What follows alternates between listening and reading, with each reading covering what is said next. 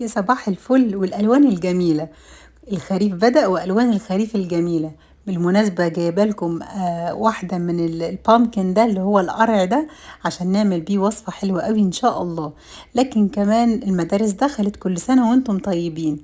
لكن في حاجة لفت نظري إن الأمهات يقوموا الصبح يعملوا تشيكن بانيه ويعملوا شاورما وبرجر وحاجات كده.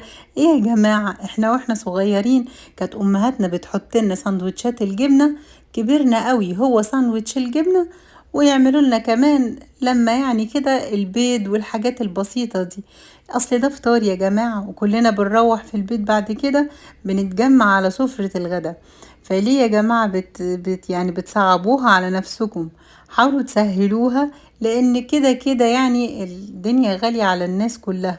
انا بصراحة مش بشوف ده عندنا هنا يعني في امريكا، لكن شفته قوي في البلاد العربية. يعني شفت ان هم الصبح بيعملوا الحاجات دي. سهلوها على نفسكم يا جماعة، ومع السلامة.